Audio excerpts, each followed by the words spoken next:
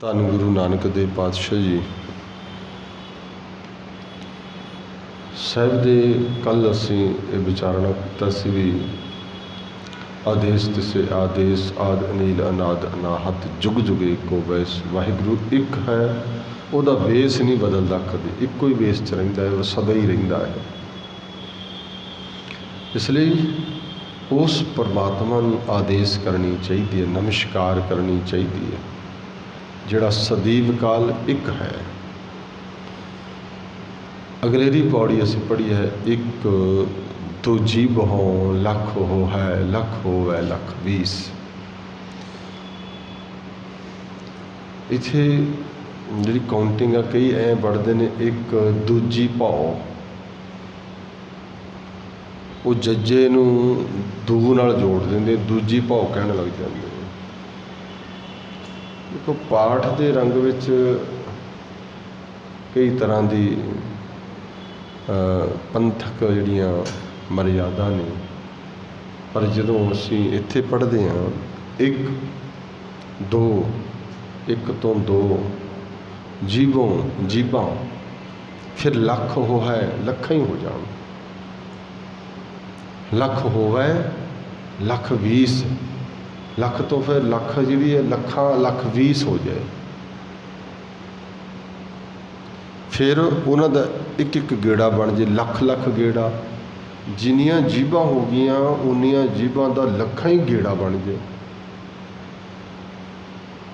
ਤੇ ਬਾਬਾ ਜੀ ਕਹਿੰਦੇ ਏਕ ਨਾਮ ਜਗਦੀਸ਼, ਜਗਦੀਸ਼ ਦਾ ਨਾਮ ਇੱਕ ਹੈ, ਵਾਹਿਗੁਰੂ ਦਾ।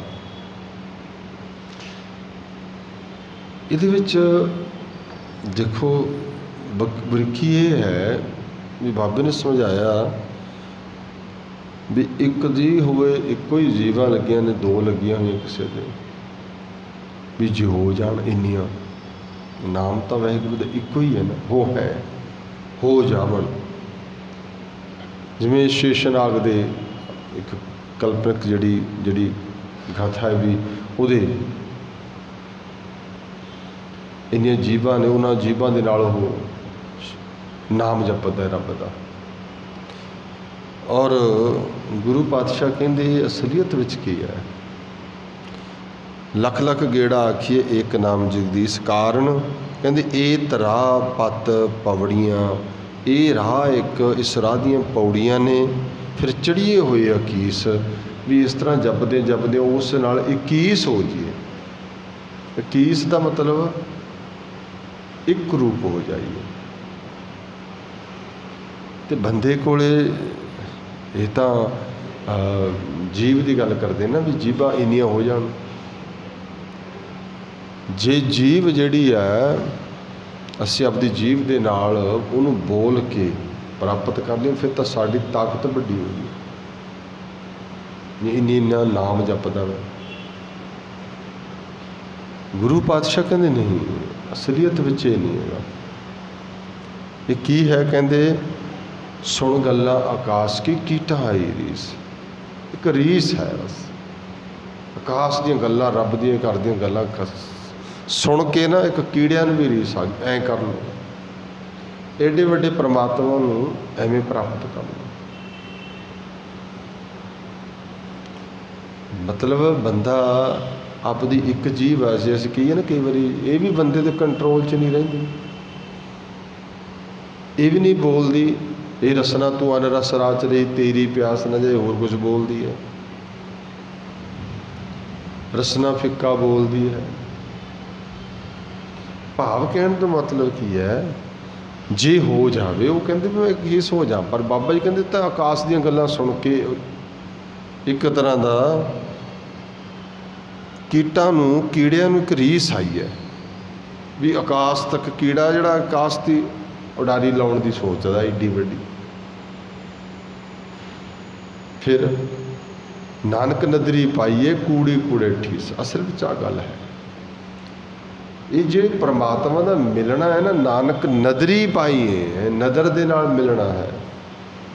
ਕੂੜੀ, ਜਿਹੜੇ ਕੂੜੀ ਲੋਕ ਨੇ, ਕੂੜਿਆਰ ਲੋਕ ਨੇ, ਕੂੜਾ ਠੀਸ। ਠੀਸ ਦਾ ਮਤਲਬ ਹੁੰਦਾ ਹੈ ਗੱਪ, ਕੂੜਾ ਝੂਠੀ। ਮਹਾਰਾਜ ਕਹਿੰਦੇ ਕੂੜੀ ਕੂੜਾ ਠੀਸ, ਕੂੜਾ ਠੀਸ ਦਾ ਮਤਲਬ ਝੂਠੀਆਂ ਗੱਪਾਂ ਨੇ ਇਹ ਸੱਚੀ ਗੱਲ ਕੋਈ ਨਹੀਂ ਹੈਗੀ ਵੀ ਇਸ ਤਰੀਕੇ ਨਾਲ। ਹੋਰ ਇਸ ਤੋਂ ਵੱਧ ਕੁਝ ਨਹੀਂ। ਜੇ ਮਿਲਦਾ ਗਾ ਨਾਨਕ ਨਦਰੀ ਪਾਈਏ, ਉਹ ਨਦਰ ਨਾਲ ਮਿਲਦਾ ਹੈ, ਬਖਸ਼ਿਸ਼ ਨਾਲ ਮਿਲਦਾ ਹੈ। ਨਾਨਕ ਨਦਰੀ ਪਾਈਏ, ਨਦਰ ਦੇ ਨਾਲ ਰੱਬ ਦਾ ਮਿਲਾਪ ਨਦਰੀ ਹੈ। ਬੰਦੇ ਦੇ ਆਪਣੇ ਕਿਸੇ ਵੀ ਵਜੂਦ ਤੋਂ ਉਹਦੇ ਹੱਥ ਵਿੱਚ ਨਹੀਂ। ਇਹਦਾ ਮਤਲਬ ਇਹ ਹੋ ਗਿਆ ਵੀ ਬੰਦੇ ਕੋਲ ਕੁਝ ਵੀ ਨਹੀਂ ਹੈਗਾ। ਬਾਣੀ ਇਹ ਸਮਝਾਉਣਾ ਚਾਹੁੰਦੀ ਹੈ। ਸ਼ਾਇਦ ਇਸ ਗੱਲ 'ਤੇ ਸਾਨੂੰ ਪੂਰੀ ਨਾ ਸਮਝ ਲੱਗੇ। ਹੁਣ ਜਿਹੜੀ ਅਗਲੀ ਪੌੜੀ ਆ ਉਹ ਇਹਨੂੰ ਕਲੀਅਰ ਕਰਦੀ ਹੈ। ਜੇ ਬੰਦਾ ਕੋਈ ਜਪ ਰਿਹਾ, ਮੂੰਹ ਨਾਲ ਆਖ ਰਿਹਾ, ਉਹਨੂੰ ਪਿੱਛੇ ਪੜ੍ਹਿਆ ਸੀ ਨਹੀਂ ਵੀ ਆਖਣ ਵਾਲੇ ਪਤਾ ਨਹੀਂ ਕਿੰਨੇ ਕੁ ਨੂੰ ਆਖੀ ਜਾਂਦੇ ਨੇ, ਥੱਕ ਗਏ ਆਖ ਕੇ। ਫਿਰ ਜੀਵ ਨਾਲ ਆਖਿਆ ਹੀ ਹੈ। 1 ਲੈ ਲਓ, 10 2 ਕਹਿ ਲਓ, 20 ਕਹਿ ਲਓ, 20 ਲੱਖ ਕਹਿ ਲਓ, ਜਿਹਨੂੰ ਮਰਜ਼ੀ ਗੇਟ ਦੇ ਲਓ। ਹੁਣ ਮਹਾਰਾਜ ਕਹਿੰਦੇ ਇਹ ਬੰਦਾ ਕਹਿੰਦਾ ਮੇਰਾ ਜ਼ੋਰ ਹੈ, ਕਿਸੇ ਵੀ ਚੀਜ਼ ਦੇ ਜ਼ੋਰ ਅਜ਼ਮਾਈ ਹੈ। ਜ਼ੋਰ ਨਾਲ ਤਾਂ ਰੱਬ ਵਸ ਆਉਂਦਾ ਨਹੀਂ ਹੈਗਾ, ਤਾਕਤ ਨਾਲ। ਜੇ ਉਹ ਜ਼ੋਰ ਨਾਲ ਵਸ ਆਉਂਦਾ ਹੈ ਫਿਰ ਇਹਦਾ ਮਤਲਬ ਇਹ ਹੋ ਜਾਏਗਾ ਵੀ ਬੰਦਾ ਜੇ ਕਿਸੇ ਚੀਜ਼ ਨੂੰ ਵਸ ਕਰਦੇ ਉਹ ਉਹਦੇ ਨਾਲੋਂ ਤਕੜਾ ਹੋ ਗਿਆ, ਤਾਂ ਹੀ ਜ਼ੋਰ ਕਰਦੇ ਨੇ। ਇਹ ਦੇਖੋ ਜੀ ਇੰਨਾ ਤਕੜਾ ਸੀ, ਇਹਨੇ ਵਸ ਕਰ ਲਿਆ। ਇਹਦਾ ਭਾਵ ਕੀ ਹੈ? ਉਹ ਰੱਬ ਜੀ ਨੂੰ ਬੰਦਾ ਆਪਣੀ ਮੱਤ, ਬੁੱਧ, ਸੁਰਤ, ਤਾਕਤ ਆਦਿ ਕਿਸੇ ਚੀਜ਼ ਦੇ ਨਾਲ ਉਹਨੂੰ ਕੰਟਰੋਲ ਨਹੀਂ ਕਰ ਸਕਦਾ। ਇਹ ਅਗਲੀ ਪੌੜੀ ਕਲੀਅਰ ਕਰਦੀ ਹੈ। ਆਖਣ ਜ਼ੋਰ ਚੁੱਪੈ ਨਾ ਜ਼ੋਰ। ਬੰਦਾ ਚਾਹੇ ਮੈਂ ਆਖਣ ਲੱਗ ਜਾ ਰੱਬ ਨੂੰ, ਪਿੱਛੇ ਆਪਾਂ ਮੈਂ ਫਿਰ ਬੇਨਤੀ ਕਰਦਾ ਕਿੰਨਾ ਆ ਆਖੇ ਤੁਧਨੋਂ ਪਾਉਣ ਪਾਣੀ ਵਿਸੰਤਰ, ਗਾਵਨ ਤੁਧਨੋਂ ਪਾਉਣ ਪਾਣੀ ਵਿਸੰਤਰ, ਗਾਵੇ ਰਾਜਾ ਧਰਮ ਦੁਆਰੇ। ਆਖੇ ਈਸ਼ਰ, ਆਖੇ ਸਿੱਧ, ਆਖੇ ਕੀਤੇ ਕੀਤੇ ਬੁੱਧ, ਆਖੇ ਦਾਨਵ, ਆਖੇ ਦੇਵ। ਆਖ ਹੀ ਰਹੇ ਸੀ ਨਾ ਸਾਹਿਬ। ਕਹਿੰਦੇ ਉਹਨੂੰ ਆਖਣ, ਬੰਦਾ ਕਹੇ ਆਖ ਲਵਾਂ ਤੇ ਜ਼ੋਰ ਆ ਮੇਰੇ 'ਚ, ਤਾਕਤ ਹੈ ਇਸ ਚੀਜ਼ ਨਾਲ ਮੈਂ ਆਖ ਲਵਾਂ। ਬਾਬਾ ਜੀ ਕਹਿੰਦੇ ਉਹਦੇ ਆਖਣ 'ਚ ਜ਼ੋਰ ਹੀ ਕੋਈ ਨਹੀਂ ਹੈਗਾ। ਉਹਦੇ ਆਖਣ ਦੇ ਵਿੱਚ ਜ਼ੋਰ ਨਹੀਂ ਹੈ। ਆਖਣ ਜ਼ੋਰ, ਫਿਰ ਉਹ ਕਹਿੰਦਾ ਵੀ ਨਹੀਂ ਮੈਂ ਆਖਦਾ ਹੀ ਨਹੀਂ, ਮੈਂ ਚੁੱਪ ਹੀ ਕਰ ਦਿੰਦਾ। ਮੈਂ ਚੁੱਪ ਬਥੇਰਾ ਚੁੱਪ ਕਰੇ ਪੜ੍ਹਿਆ ਸੀ ਨਾ ਆਪਾਂ ਸ਼ੁਰੂ ਤੋਂ। ਚੁੱਪ ਨਾ ਹੋ ਹੀ ਨਹੀਂ ਸਕਿਆ। ਜੇ ਬੰਦੇ ਦਾ ਚੁੱਪ ਹੋਣ 'ਚ ਜ਼ੋਰ ਹੋਵੇ ਤੇ ਚੁੱਪ ਹੋ ਜਾਏ। ਨਾ ਉਹਦੇ ਆਖਣ 'ਚ ਜ਼ੋਰ ਹੈ, ਨਾ ਉਹਦੇ ਚੁੱਪ ਰਹਿਣ 'ਚ ਜ਼ੋਰ ਹੈ, ਤੇ ਕਿਵੇਂ ਆਖ ਸਕਿਆ? ਜ਼ੋਰ ਨਾ ਮੰਗਣ, ਜੇ ਜ਼ੋਰ ਨਾ ਮੰਗ ਲਵੇ ਵੀ ਮੈਨੂੰ ਤਾਂ ਆਹ ਚੀਜ਼ ਚਾਹੀਦੀ ਹੈ, ਮੰਗਣਾ ਜ਼ੋਰ ਨਾਲ। ਬਾਬਾ ਜੀ ਕਹਿੰਦੇ ਉੱਥੇ ਤੇਰਾ ਜ਼ੋਰ ਨਹੀਂ ਹੈਗਾ, ਉੱਥੇ ਜ਼ੋਰ ਥੋੜ੍ਹੀ ਚੱਲਦਾ ਹੈ। ਨਾਨਕ ਹੁਕਮ ਨਾ ਚੱਲੇ ਨਾਲ ਖਸਮ ਚੱਲੇ ਅਰਦਾਸ। ਉੱਥੇ ਕੋਈ ਜ਼ੋਰ ਥੋੜ੍ਹੀ ਹੈ ਕਿਸੇ ਦਾ, ਅਰਦਾਸ ਚੱਲਦੀ ਹੈ। ਅਰਦਾਸ ਉਹਦੀ ਮਰਜ਼ੀ 'ਤੇ ਹੈ। ਆਖਿਆ ਨਹੀਂ ਜਾ ਸਕਦਾ, ਆਖਣ ਵਿੱਚ ਸਾਡਾ ਜ਼ੋਰ ਨਹੀਂ। ਇਸ ਕਰਕੇ ਚੁੱਪ ਤਾਂ ਮੂੰਹ ਤੋਂ ਤਾਂ ਕਰ ਲਿਆ, ਅੰਦਰ ਮਨ ਬੋਲੀ ਗਿਆ। ਮੌਨ ਧਾਰਨ ਵਾਲਿਆਂ ਨੇ ਇਹ ਦਿੱਕਤਾਂ ਪਤਾ ਹੈ। ਜ਼ੋਰ ਮੰਗਣ ਦੇ ਵਿੱਚ ਜ਼ੋਰ ਸੀ। ਹੁਣ ਤੁਸੀਂ ਦੇਖੋ ਘਰਾਂ 'ਚ ਮੰਗਤੇ ਆਉਂਦੇ ਨੇ, ਉਹ ਕੋਈ ਮੰਗਤਾ ਆ ਕੇ ਕਹੇ ਵੀ ਤਾਂ ਆਹ ਚੀਜ਼ ਦੇਵੋ, ਜ਼ੋਰ ਦੇ ਕੇ ਤੁਹਾਨੂੰ ਆਖੇ, ਫਿਰ ਤੁਸੀਂ ਕਹੋਗੇ ਤੇ ਵੀ ਜ਼ਬਰਦਸਤੀ ਨਹੀਂ ਦਿੰਦੇ। ਉੱਥੇ ਥੋੜ੍ਹਾ ਜ਼ੋਰ ਕਾਹਦਾ ਹੈ? ਪਰਮੇਸ਼ਰ ਅੱਗੇ ਕੋਈ ਚੀਜ਼ ਬੰਦਾ ਕੋਈ ਮੰਗ ਕਰ ਰਿਹਾ, ਮੰਗੇ ਤੇ ਕਹੇ ਮੈਂ ਜ਼ੋਰ ਦੇ ਕੇ ਮੰਗ ਲਾ, ਜ਼ੋਰ ਉੱਥੇ ਕਿਹਦਾ? ਉਹਦਾ ਜ਼ੋਰ ਥੋੜ੍ਹੀ ਚੱਲਦਾ। ਕਿਸੇ ਚੀਜ਼ ਦੀ ਡਿਮਾਂਡ ਜਿਹੜੀ ਹੈ ਬਾਬਾ ਜੀ ਕਹਿੰਦੇ ਉਹ ਕਰ ਹੀ ਨਹੀਂ ਸਕਦਾ ਜਦ ਤੱਕ ਉਹ ਕੀ ਹੈ, ਉਹ ਆਪਦਾ ਜ਼ੋਰ ਕਰਦਾ ਹੈ। ਮੇਰਾ ਜ਼ੋਰ ਹੈ। ਫਿਰ ਦੇਣ ਨਾ ਜ਼ੋਰ, ਜਿਹੜਾ ਦੇਣ ਨਾ ਜ਼ੋਰ ਆ ਵੀ ਮੈਂ ਕਹਾਂ ਵੀ ਆਹ ਚੀਜ਼ ਮਿਲ ਗਈ ਵੀ ਮੈਂ ਜ਼ੋਰ ਨਾਲ ਲੈ ਲਵਾਂ, ਤੂੰ ਦੇ ਮੈਨੂੰ ਇਹ, ਮੇਰੇ ਜ਼ੋਰ ਦੇ ਵਿੱਚ ਮੈਂ ਚੀਜ਼ ਪ੍ਰਾਪਤ ਕਰ ਲਵਾਂ, ਨਹੀਂ ਲੈ ਸਕਦੇ, ਨਹੀਂ ਦਿਸ ਰਿਹਾ। ਜ਼ੋਰ ਸਾਡਾ ਉੱਥੇ ਚੱਲਦੇ ਹੀ ਨਹੀਂ। ਮੈਂ ਫਿਰ ਬੇਨਤੀ ਕਰਾਂ, ਜਿਹੜਾ ਨਿਰੰਕਾਰ ਏਡਾ ਵੱਡਾ ਹੈ, ਸਪੋਜ਼ ਕਰੋ ਵੀ ਕੋਈ ਬੰਦਾ ਕਿਸੇ ਅਫਸਰ ਦੇ ਜਾਂ ਕਿਸੇ ਮੰਤਰੀ ਦੇ ਕਹਿ ਕੇ ਨੌਕਰੀ ਲੱਗ ਗਿਆ ਅਤੇ ਉਹ ਬਾਅਦ ਵਿੱਚ ਉਹ ਜ਼ੋਰ ਮਾਰੇ ਆਪਦਾ ਵੀ ਮੈਂ ਕਰ ਦਾਂਗਾ, ਉਹ ਕਹੇਗਾ ਤੂੰ ਮੇਰੇ ਤੋਂ ਤਾਂ ਹੋ ਗਿਆ, ਤੂੰ ਕਾਹਦਾ ਜ਼ੋਰ ਮਾਰੇਗਾ? ਉਹਨੂੰ ਕਰੇ ਹਟਾ ਕੇ ਪਰਾਂ ਮਾਰੇਗਾ। ਜਿਹੜੇ ਪਰਮੇਸ਼ਰ ਦੇ ਤਾਕਤ ਲਈ, ਉਹੀ ਤਾਕਤ ਤੇ ਇਹੀ ਤਾਂ ਰੌਲਾ ਪਿਆ। ਜਿਹੜੇ ਤਾਕਤਾਂ ਜਿਨ੍ਹਾਂ ਨੇ ਲਈਆਂ ਸੀ ਨਾ, ਉਹ ਤਾਕਤ ਨੂੰ ਜਦੋਂ ਮਿਸਯੂਜ਼ ਕਰਨ ਲੱਗ ਪਿਆ, ਉਹਨਾਂ ਕੋਲ ਜ਼ੋਰ ਆ ਗਿਆ, ਸਾਡੇ ਕੋਲ ਬੜੀ ਤਾਕਤ ਆਈ। ਹਰਨਾਕਸ਼ ਕੀ ਸੀਗਾ? ਪਹਿਲਾਂ ਰੱਬ ਤੋਂ ਤਾਕਤ ਮੰਗ ਲਈ ਵੀ ਨਾ ਅੰਦਰ ਮਰਾਂ ਨਾ ਬਾਹਰ ਮਰਾਂ ਨਾ ਉੱਪਰ ਮਰਾਂ ਨਾ ਥੱਲੇ ਮਰਾਂ ਨਾ ਜਾਨਵਰ ਤੋਂ ਮਰਾਂ, ਮੰਗ ਲਈ, ਤਾਕਤ ਸੀ। ਫਿਰ ਉਹ ਅਜਮਾਉਣ ਵਾਸਤੇ ਕੀ, ਪਹਿਲਾਂ ਭਗਤੀ ਕੀਤੀ, ਭਗਤੀ ਕਰਕੇ ਮੰਗਿਆ ਕਿ ਤਾਕਤ ਹੀ ਮੰਗੀ। ਮੈਂ ਪਹਿਲੇ ਕਿਹਾ ਵੀ ਜੇ ਨੌਕਰੀ ਮੰਗੀ ਕਿ ਨੌਕਰੀ ਲੈ ਲਈ, ਹੁਣ ਲੈ ਕੇ ਨੌਕਰੀ ਉਹ ਤਾਕਤ ਉਹਦੇ 'ਤੇ ਅਜਮਾਉਣ ਲੱਗ ਪਿਆ। ਫਿਰ ਹੋਇਆ ਕੀ, ਹਰਨਾਕਸ਼ ਦੁਸ਼ਟ ਹਰ ਮਾਰਿਆ, ਪਰਮੇਸ਼ਰ ਨੇ ਮਾਰਿਆ ਉਹਨੂੰ, ਵਿਧੀ ਬਣਾ ਕੇ ਦਿੱਤੀ ਕਿ ਤੂੰ ਜੇ ਵੱਡਾ ਮਰਜ਼ੀ ਤਾਕਤ ਵਾਲਾ ਹੋ ਜਾ, ਉਹਦਾ ਹੱਲ ਮੇਰੇ ਕੋਲ ਹੈਗਾ ਗਾ। ਕੋਈ ਚੀਜ਼ ਜ਼ੋਰ ਜ਼ਬਰਦਸਤੀ ਮੰਗ ਨਹੀਂ ਸਕਦੇ, ਜ਼ੋਰ ਜ਼ਬਰਦਸਤੀ ਕੁਝ ਦੇਣ ਵਾਸਤੇ ਉਹਨੂੰ ਮਜਬੂਰ ਨਹੀਂ ਕਰ ਸਕਦੇ, ਨਾ ਹੀ ਕੁਝ ਦੇ ਸਕਦੇ ਵੀ ਲੈ ਅਸੀਂ ਆਹ ਚੀਜ਼ ਦੇਣੀ ਲੈ ਦੇ ਦਿਓ ਜੋ ਮਰਜ਼ੀ, ਨਹੀਂ ਦੇ ਸਕਦੇ। ਜ਼ਬਰਦਸਤੀ ਨਹੀਂ। ਬਾਬਾ ਜੀ ਕਹਿੰਦੇ ਜ਼ੋਰ ਨਾ ਜੀਵਨ ਮਰਨ ਨਾ ਜ਼ੋਰ। ਸਾਡਾ ਜੀਵਨ 'ਤੇ ਜ਼ੋਰ ਨਹੀਂ। ਜੇ ਹੁੰਦਾ ਸੀ ਅਸੀਂ ਕਹਿੰਦੇ ਸੀ ਨਹੀਂ ਨਹੀਂ ਮੇਰਾ ਤਾਂ ਜੀ ਇਸ ਤਰ੍ਹਾਂ ਦਾ ਜੀਵਨ ਹੈ, ਕੀ ਕਰੀ ਜਿਵੇਂ ਮਹਾਰਾਜ ਨੇ ਬਣਾਇਆ ਐਂ ਬੰਦਾ ਕਹਿੰਦਾ। ਜ਼ੋਰ ਨਾ ਕਿੱਥੇ ਆ, ਮਰਨ 'ਤੇ ਜ਼ੋਰ ਨਹੀਂ ਸਾਡਾ, ਨਾ ਜ਼ਿੰਦਗੀ 'ਤੇ ਨਾ ਮਰਨ 'ਤੇ, ਦੋਨਾਂ 'ਤੇ ਜ਼ੋਰ ਕੋਈ ਨਹੀਂ ਹੈਗਾ। ਸਾਹਿਬ ਪਾਤਸ਼ਾਹ ਕਹਿੰਦੇ ਜ਼ੋਰ ਨਾ ਰਾਜ ਮਾਲ ਮਨ ਸੋਰ। ਇਹ ਜਿਹੜਾ ਜ਼ੋਰ ਹੈ ਨਾ, ਜਿਸ ਤਾਕਤ ਦੀ ਗੱਲ ਕਰਦਾ, ਰਾਜ ਮਾਲ ਮਨ ਸੋਰ, ਇਹ ਸਿਰਫ ਮਨ ਦਾ ਸ਼ੋਰ ਹੀ ਹੈ ਜਿਹੜਾ ਜ਼ੋਰ ਆਪਣੀ ਤਾਕਤ ਕਮਾਈ ਕਰਦਾ ਹੈ। ਜੇ ਜ਼ੋਰ ਲਾਉਂਦਾ ਵੀ ਹੈ ਨਾ, ਉਹ ਜ਼ੋਰ ਨਾਲ ਮਿਲਦਾ ਕੁਛ ਨਹੀਂ ਹੈਗਾ। ਉਹ ਜੋ ਚਾਹੁੰਦਾ ਹੈ ਮਿਲਣ ਵਾਸਤੇ, ਮੰਗਣਾ ਚਾਹੁੰਦਾ ਜ਼ੋਰ ਨਾਲ, ਪਰ ਉਹਦੇ ਮਨ ਦਾ ਸ਼ੋਰ ਹੀ ਹੈ, ਮਨ ਦਾ ਹੋਰ ਕੁਛ ਨਹੀਂ, ਇੱਕ ਮਨ ਦਾ ਸ਼ੋਰ ਹੀ ਹੈ। ਇਸ ਲਈ ਸਾਹਿਬ ਕਹਿੰਦੇ ਜ਼ੋਰ ਨਾ ਸੁਰਤੀ ਗਿਆਨ ਵਿਚਾਰ। ਜ਼ੋਰ ਨਾ ਸੁਰਤੀ ਗਿਆਨ। ਹੁਣ ਦੇਖੋ ਸੁਰਤ ਵਿੱਚ ਆ ਗਿਆਨ ਆ ਜੇ, ਗਿਆਨ ਵਿਚਾਰ ਆ ਜੇ, ਬੰਦਾ ਕੋਈ ਜ਼ੋਰ ਮਾਰ ਕੇ ਕਹੇ ਵੀ ਲਓ ਜੀ ਆਪਾਂ ਤਾਂ ਸੁਰਤ ਜੋੜ ਲਈ, ਕਿੱਥੇ ਜੁੜਦੀ ਹੈ? ਜ਼ੋਰ ਦੇ ਨਾਲ ਸੁਰਤ, ਮਹਾਰਾਜ ਕਹਿੰਦੇ ਗਿਆਨ ਮੈਨੂੰ ਆਹ ਮਿਲ ਜਾਏ, ਜ਼ੋਰ ਜ਼ਬਰਦਸਤੀ ਨਹੀਂ ਮਿਲਦਾ। ਕੋਈ ਟੀਚਰ ਨੂੰ ਜਾ ਕੇ ਬੱਚਾ ਆਖੇ ਜੀ ਆ ਜਿਹੜਾ ਕੁਛ ਦਿਓ ਮੈਨੂੰ ਇੱਧਰ, ਉਹ ਕਹਿੰਦਾ ਇਹ ਥੋੜ੍ਹੀ ਦਾ। ਉਹ ਸਟੂਡੈਂਟ ਹੈ, ਜੇ ਗਿਆਨ ਲੈਣਾ ਹੈ ਉਹਦੀ ਇੱਕ ਵਿਧਾ ਹੈ, ਉਹ ਤਰੀਕਾ ਹੈ, ਉਹ ਢੰਗ ਹੈ, ਉਹ ਉਸੇ ਢੰਗ 'ਚ ਹੀ ਮਿਲੇਗਾ, ਉਵੇਂ ਨਹੀਂ ਮਿਲਦਾ। ਜ਼ਬਰਦਸਤੀ ਤਾਂ ਇੱਕ ਆਮ ਨਹੀਂ ਗਿਆਨ ਦਿੰਦਾ। ਅਤੇ ਸੁਰਤ 'ਚ ਕਿਵੇਂ ਗਿਆਨ ਮਿਲ ਜਾਏ, ਗਿਆਨ ਦੀ ਵਿਚਾਰ ਕਿਵੇਂ ਆ ਜਾਏਗੀ? ਜ਼ੋਰ ਨਾਲ ਨਹੀਂ ਮਿਲਦਾ ਇੱਥੇ ਕੁਛ। ਮੈਂ ਜ਼ੋਰ ਲਾ ਕੇ ਬਹਿ ਗਿਆ ਜੀ, ਬੰਦਾ ਕਹਿੰਦੇ ਨਹੀਂ ਹੁੰਦਾ ਮੈਂ ਜ਼ੋਰ ਲਾ ਕੇ ਬਹਿ ਗਿਆ, ਹੱਕ ਕੇ ਫਿਰ ਕੀ ਹੋ ਗਿਆ? ਕਰੋੜਾਂ ਹੀ ਜਦੋਂ ਸ਼ੁਰੂਆਤ 'ਚ ਪੜ੍ਹੇ ਸੀ ਥੱਕ ਗਏ ਜ਼ੋਰ ਲਾ ਕੇ, ਬੰਦਾ ਤਾਂ ਹੀ ਥੱਕਦਾ ਹੈ। ਥੱਕ ਕੇ ਬੈਠ ਗਏ, ਹਾਰ ਗਏ। ਜ਼ੋਰ ਲਾਉਣ ਤੋਂ ਬਾਅਦ ਹੀ ਬੰਦਾ ਥੱਕਦਾ ਹੈਗਾ ਵੀ ਨਹੀਂ ਜੀ ਹੁਣ ਤਾਂ ਜੀ ਆਪਣੀ ਬੇਵਾ ਹੈ, ਕਿਤੇ ਜ਼ੋਰ ਨਹੀਂ ਚੱਲ ਰਿਹਾ। ਇਹਦਾ ਮਤਲਬ ਕਿ ਜਿਹੜੀ ਬਾਣੀ ਹੈ ਇੱਕ ਸਮੂਥਲੀ ਕੋਈ ਪੈਰਲਲ ਇੱਕ ਗੁਰੂ ਦਾ ਸਿਸਟਮ ਹੈ, ਉਹਦੇ 'ਚ ਚੱਲਣਾ ਹੁੰਦਾ ਹੈ। ਇੱਥੇ ਐਵੇਂ ਕੋਈ ਨਹੀਂ ਚੱਲਦਾ ਹੈਗਾ ਵੀ ਮੈਂ ਜ਼ਬਰਦਸਤੀ ਮੇਰੇ ਕੋਲ ਤਾਕਤ ਆ, ਕਿਉਂਕਿ ਜਿਹਦੇ ਕੋਲ ਜ਼ੋਰ ਹੁੰਦਾ ਨਾ ਉਹ ਵਰਤਦਾ ਹੀ ਹੈ। ਰਾਜੇ ਕੋਲੇ ਜ਼ੋਰ ਆ, ਉਹ ਆਪਦਾ ਜ਼ੋਰ ਚਲਾਉਂਦਾ। ਬਾਣੀ ਇਸ ਕਰਕੇ ਰਾਜਿਆਂ ਦਾ ਉਹ ਕਰਦੀ ਹੈ ਵੀ ਰਾਜੇ ਦਾ ਭੂਪਤ 4 ਦਿਨ ਦੇ ਰਾਜੇ ਨੇ, ਭੂਪਤ ਰਾਜੇ ਨੇ, ਹੁਕਮ ਚਲਾਉਂਦੇ ਨੇ ਪਬਲਿਕ 'ਤੇ। ਜਿਹਦੇ ਕੋਲ ਅਫਸਰ ਕੋਲ ਜੋ ਹੈਗੀ ਤਾਕਤ ਥੋੜ੍ਹੀ ਜਿਹੀ ਆ ਗਈ, ਪੈਨ ਦੀ ਤਾਕਤ, ਉਹ ਵਰਤਦਾ ਨਾ, ਜ਼ੋਰ ਚਲਾਉਂਦਾ ਉਹਦਾ। ਇੱਥੇ ਜ਼ੋਰ ਨਹੀਂ ਚੱਲਦਾ। ਇਸ ਘਰ ਦੇ ਵਿੱਚ ਭਾਵ ਨਿਰੰਕਾਰ ਦੀ ਰਸਤੇ ਵਿੱਚ, ਸਪਿਰਿਚੁਅਲਿਟੀ ਦੇ ਵਿੱਚ, ਨਿਰੰਕਾਰ ਦੇ ਰਸਤੇ ਵਿੱਚ ਕੋਈ ਜ਼ੋਰ ਨਹੀਂ ਹੈ। ਚਾਹੇ ਜੀਵ ਦਾ ਹੋਵੇ, ਚਾਹੇ ਸੁਣਨ ਦਾ ਹੋਵੇ, ਚਾਹੇ ਬੋਲਣ ਦਾ ਹੋਵੇ, ਚਾਹੇ ਕਿਸੇ ਕਰਮਕਾਂਡ ਦਾ ਹੋਵੇ, ਜ਼ੋਰ ਨਹੀਂ ਚੱਲੇਗਾ। ਫਿਰ ਕੀ ਚੱਲਦਾ ਹੈ? ਸਾਹਿਬ ਕਹਿੰਦੇ ਜ਼ੋਰ ਨਾ ਸੁਰਤੀ ਗਿਆਨ ਵਿਚਾਰ, ਜ਼ੋਰ ਨਾ ਜੁਗਤੀ ਛੁੱਟੈ ਸੰਸਾਰ। ਵੀ ਬੰਦਾ ਆਪਣੀ ਜੁਗਤ ਬਣਾ ਕੇ ਸੰਸਾਰ ਤੋਂ ਛੁੱਟ ਜਾਏ, ਖਹਿੜਾ ਛਡਾ ਲੇ।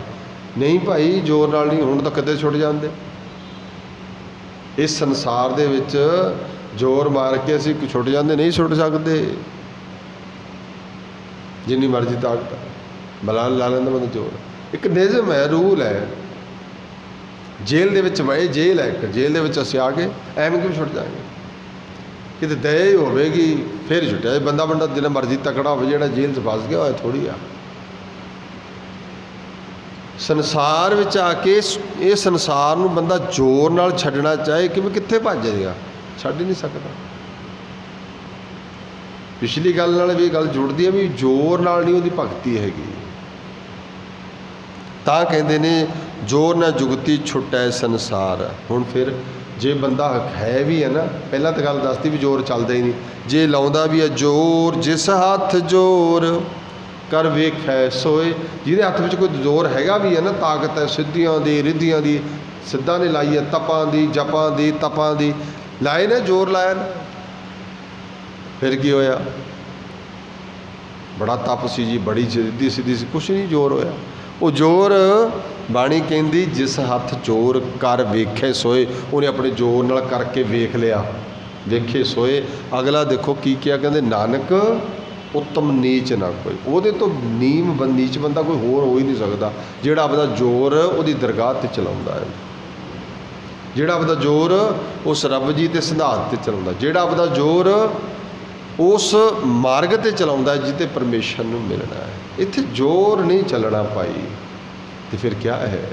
ये है चाहे बंदा जीव का जोर चलावे। देखो बल जिहड़ा हुंदा ना, ताकत, बल तो साडा इसका बल नहीं इस हाथ, सुखमनी साहब कहते ਇਹਦਾ ਆਪਦਾ बल ही नहीं ਇਹਦੇ हत्थ 'ਚ हैगा, ਆਪਦੀ नहीं बल, बस जी ताकत रही नहीं। जे होवे फिर असीं ਜਦੋਂ ਦੇ ਦੇ ਨਾ ਵਡੇਪੇ ਬਜ਼ੁਰਗ ਹੋ ਜਾਣ, ਪੁੱਛੋ नहीं जी हुण अगे वर्गी ताकत नहीं रही, रोक लो अपनी ताकत नहीं रुकती, आपदा बल ही नहीं हत्थ 'ਚ ਰਹਿੰਦਾ ਹੈਗਾ, ਆਪਦੀ ताकत ही नहीं हत्थ 'ਚ।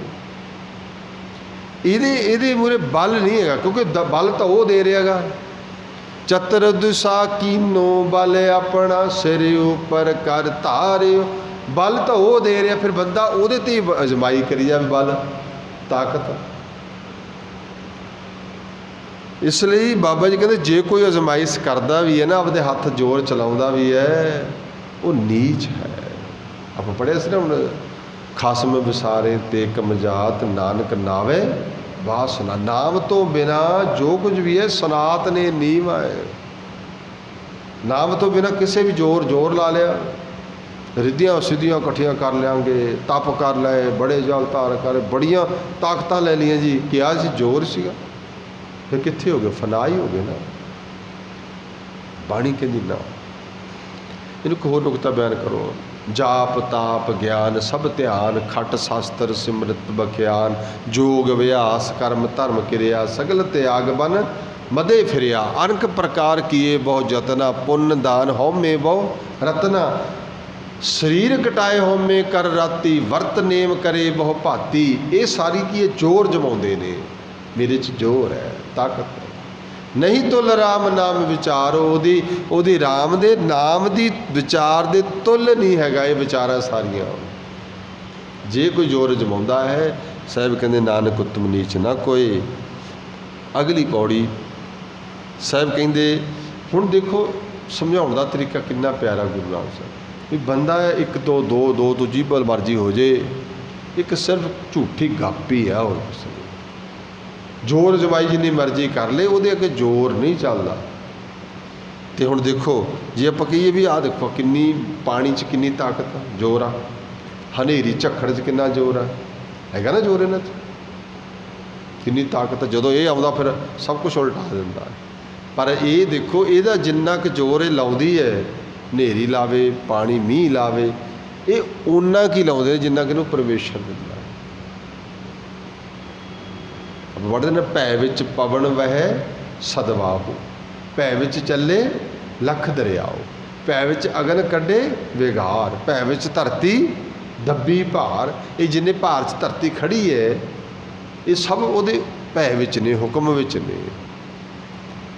इस करके कहते बंदा एवं जोर जमाई जांदा, किड्डी ताकत वालियां ताकतां ने सारियां रब दियां, ये रब दियां ताकतां ने, पर ये रब के अधीन चलदियां ने। बंदा थोड़ी जी ताकत लैके भी उहदे जोर जमाउंदा है, बस आह नुकता समझना। हुण कहंदे ने अगली पंक्ति विच इहदे समझाउंदे ने पौड़ी च, राती रुत्ती थिती बार, पवन पानी अग्नि पताल, तिस विच धरती थाप रखी धर्मशाल। इहदे विच धरती थाप के रख दित्ती, थापी हुई है, धर्मशाल बना दित्ती धरती। राती रातां, रुत्ती रुत्तां, थित्ती थित्तां, वार वार दिन, पवन पानी अग्नि पताल, ये सारिਆਂ ਦਾ ਜ਼ਿਕਰ ਕਰ ਰਹੇ ਨੇ। ਸ੍ਰਿਸ਼ਟੀ ਬਣੀ ਹੈ ਜਿਹੜੀ ਸਾਰੀ, ਇਹਦੇ ਵਿੱਚ ਹੀ ਧਰਤੀ ਇੱਕ ਬਣਾਈ ਆ। ਇਹ ਕੀ ਬਣਾਈ ਹੈ ਧਰਤੀ? ਇਹ ਧਰਮਸਾਲ ਬਣਾਈ ਸੀ ਵੀ ਇੱਥੇ ਰਹਿਣਾ ਸਿੱਖ ਤੂੰ। ਫਿਰ ਧਿਆਨ ਦਿਓ, ਹੁਣ ਆਪਾਂ ਗਰਮੀਆਂ ਦੀ ਰੁੱਤ ਚੱਲਦੀ ਆ, ਅਤੇ ਇਹ ਥੋੜ੍ਹੀ ਵੀ ਬੰਦਾ ਕੋਈ ਜ਼ੋਰ ਮਾਰ ਕੇ ਕਹਿ ਵੀ ਲਓ ਜੀ ਅਸੀਂ ਸਰਦੀ ਲਿਆਂਦੀ ਸਵੇਰੇ ਨੂੰ, ਨਹੀਂ ਲੈ ਸਕਦੇ। ਇਹ ਰੁੱਤਾਂ ਵੀ ਉਹਦੇ ਵਕਤ ਅਨੁਸਾਰ ਚੱਲਦੀਆਂ, ਸਮੇਂ ਅਨੁਸਾਰ ਚੱਲਦੀਆਂ, ਉਹਦੇ ਹੁਕਮ 'ਚ ਚੱਲਦੀਆਂ ਨੇ।